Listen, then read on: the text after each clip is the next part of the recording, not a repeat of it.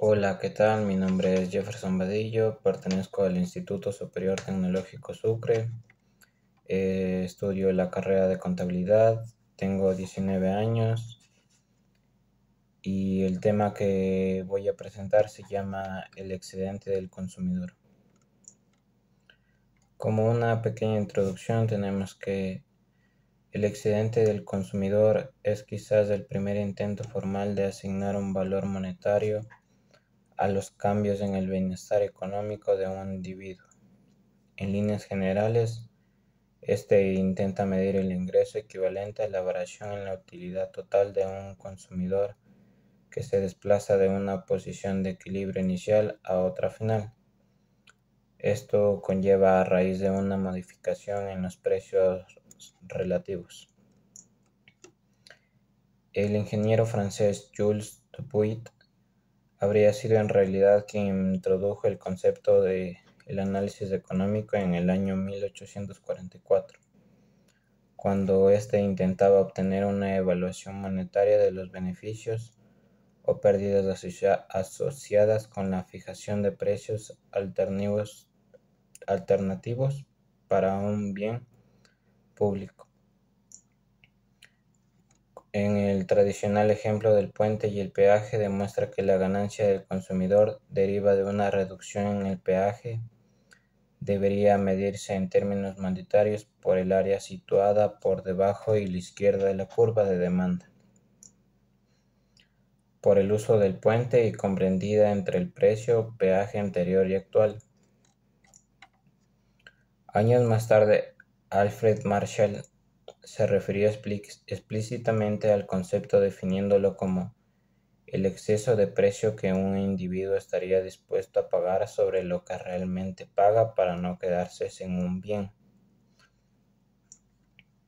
Este empleó el mismo diagrama y llegó a un idéntico resultado, aunque hizo una importante contribución al señalar que la exactitud de la medida requería que la utilidad marginal de ingreso fuera constante. Posteriormente, interpretado el pensamiento de Marshall, J.R. Hicks señaló que el excedente del consumidor puede considerarse como un medio de expresar en términos de ingreso monetario la ganancia que obtendría un consumidor como consecuencia de una baja en el precio, y este propuso 4 definiciones alternativas, entre las que se destacan las variaciones, la compensatoria y equivalente. Este definió la primera de ellas como la suma de dinero que debería pagar o recibir un consumidor a raíz de un cambio en el precio de un bien para mantenerse en la situación del bienestar inicial, y la segunda como la compensación necesaria para que el individuo conserve el nivel de utilidad subsiguiente a la variación del precio. Teniendo en cuenta la importancia de estos instrumentos teóricos, en los estudios de costo-beneficio y la economía aplicada, en la parte que sigue se analizan con cierto detalle empleando los recientes desarrollos en un efecto dual y de la teoría económica de los números. Se comentan los últimos intentos de medición señalándose algunas de sus limitaciones y demostrando que todos ellos pueden interpretarse como enfoques parciales de un esquema de análisis que sea más amplio y que relacione cambios en el ingreso nominal, en el nivel y coste de vida de forma porcentual, de una manera consistente. El excedente del consumidor se puede expresar como el cambio en el ingreso real de los consumidores ocasionado por la variación del precio de un cierto bien. La expresión monetaria de dicho cambio en el ingreso real ha sido un problema debatido por un largo tiempo en la literatura económica. J. Dupuit, a quien se le atribuyó la paternidad del concepto, propuso que tal expresión monetaria se mediría por el área a la izquierda de la curva de la demanda, entre el precio antiguo y el nuevo. Tras dicho planteamiento, Dupin se ha generado una amplia controversia, de la que ha surgido por lo menos 4 expresiones monetarias adicionales, como objeto de promover una medición para el excedente del consumidor.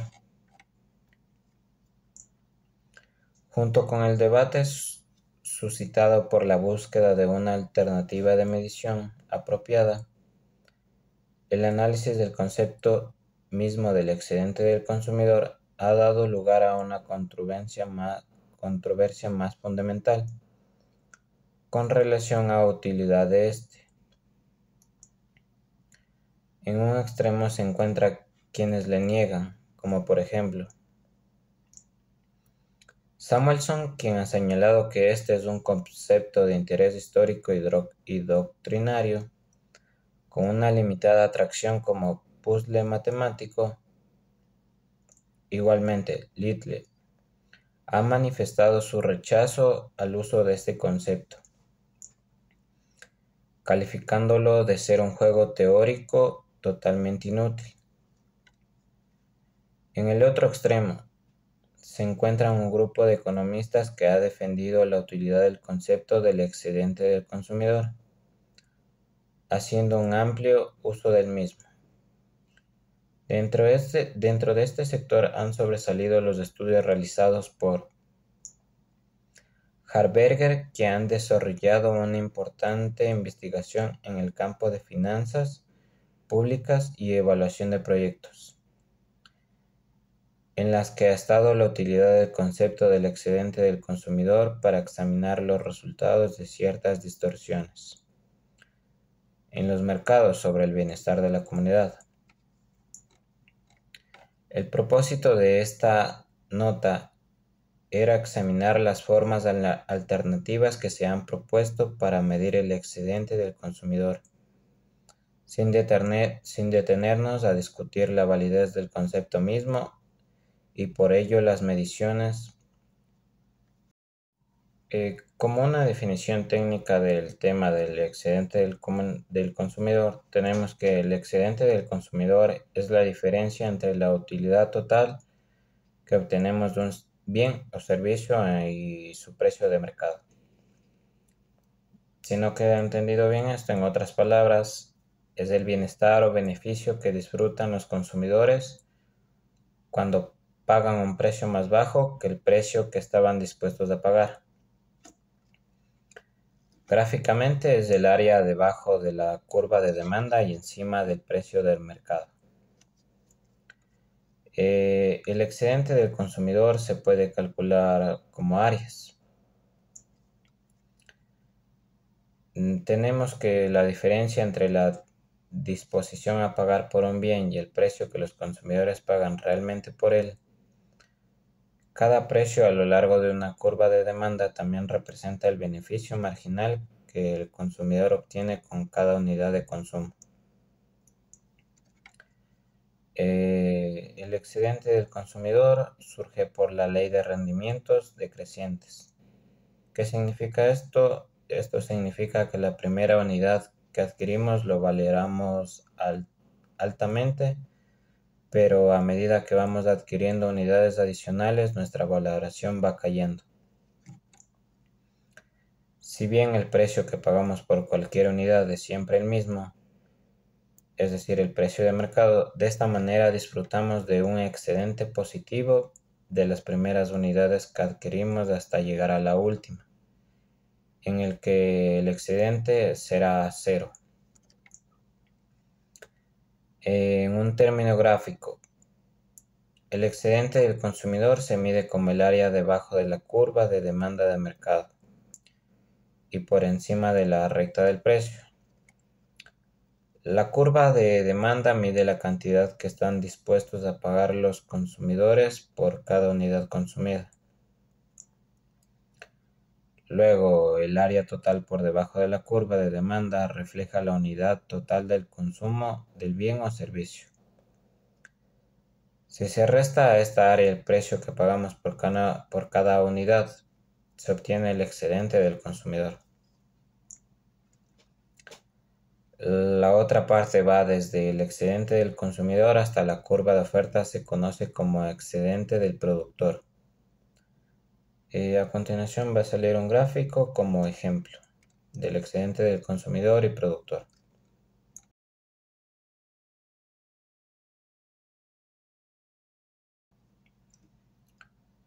Aplicaciones prácticas del excedente del consumidor. El excedente del consumidor se utiliza en el análisis coste-beneficio de propuestas regulatorias o de programas de gobierno. Nos referimos, por ejemplo, a la evaluación de imponer un precio máximo a un producto. En el caso planteado, si el precio máximo fijado por el gobierno es mayor al precio mercado sin intervención, se reducirá el excedente del consumidor. El excedente del consumidor es un concepto que se apoya en la ley de la oferta y la demanda y se cifra en el beneficio monetario que los consumidores obtienen a adquirir un bien o servicio a un precio inferior a que en el que en un principio estarían dispuestos a pagar. Para entender mejor este concepto, se requiere definir por una parte la utilidad como la medida de satisfacción que se obtiene por el uso o disfrute de un bien o servicio en concreto. Por su parte, el precio de mercado es el punto donde confluye la cantidad de dinero que como consumidores estamos dispuestos a pagar por un bien o servicio, con la cantidad de dinero por la que están dispuestos a comercializar ese bien o servicio. De los productos, claro. En definitiva, el precio de mercado es el importe al que un bien o servicio pueden adquirirse en un mercado concreto.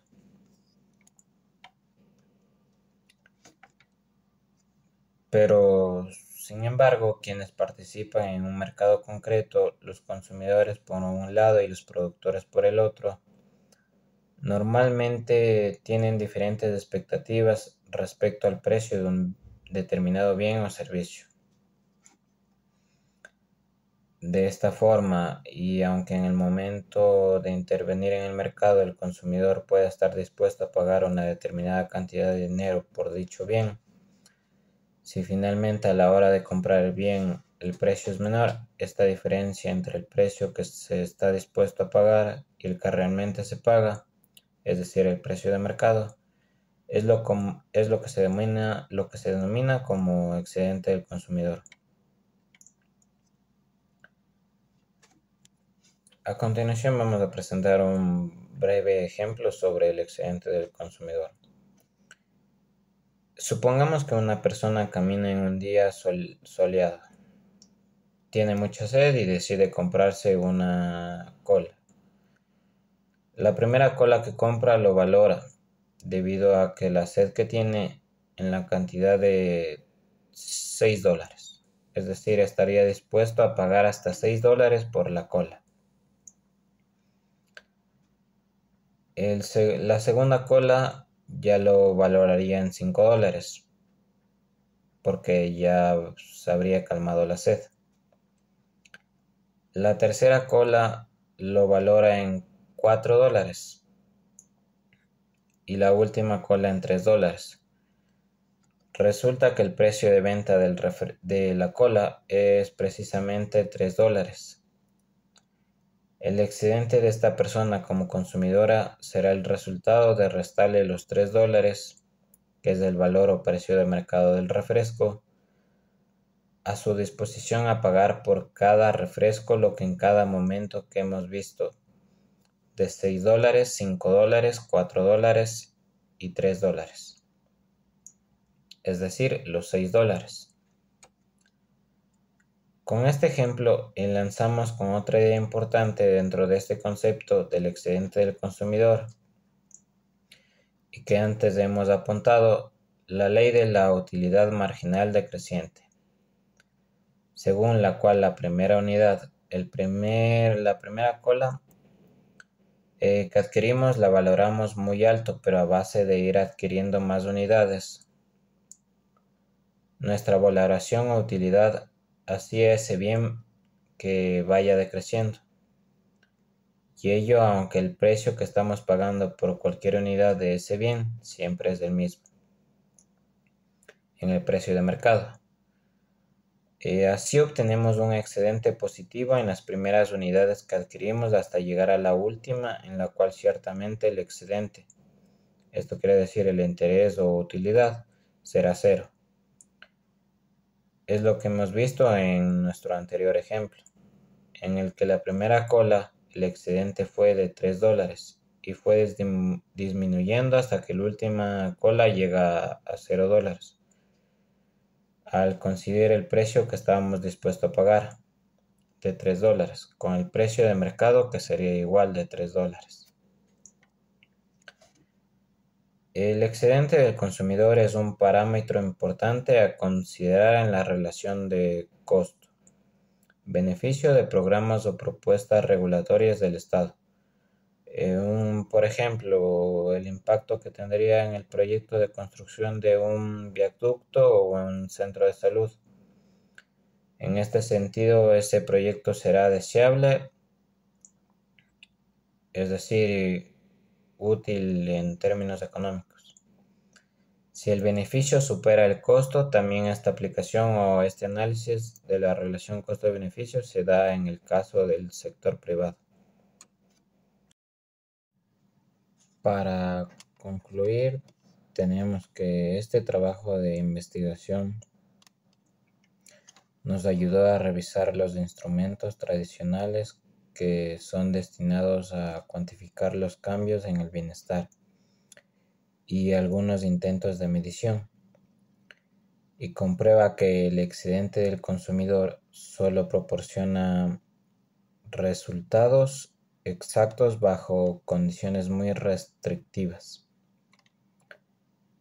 en que la variación compensatoria tiene un interés limitado, ya que este supone que el consumidor mantiene un bienestar inicial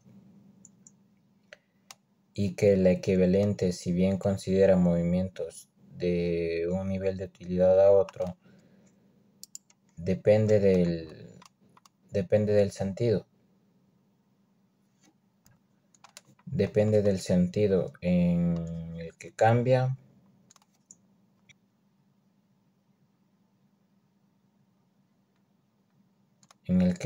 los precios, y por consiguiente no permite asociar un cambio único en el ingreso con una determinada modificación en el bienestar. También este trabajo nos ha ayudado a que nos expongamos de una forma que nos desenvolvamos hacia las cámaras, que seamos más nosotros y que podamos entender un poco más del tema con nuestras palabras. Finalmente, esta investigación muestra que si la expresión analítica que mide los cambios en la posición de equilibrio se expresa sobre bases porcentuales bajo determinadas condiciones referidas a la función de agregación, esto sería posible obtener una medida exacta y completa de los cambios en el bienestar mediante un índice de nivel de vida. Por último, considerando la importancia de esta investigación, he podido aprender aún más sobre el tema y estar preparado para futuras preguntas en la clase de microeconomía. Otra recomendación sería que podamos compartir la información que estuvimos reuniendo con nuestros compañeros de clase, ya que les puede servir de mucha ayuda si no entendieron sobre algún tema propuesto.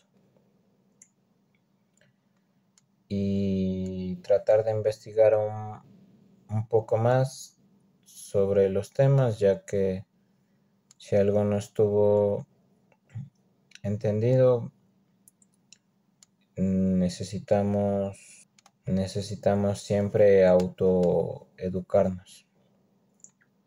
Gracias.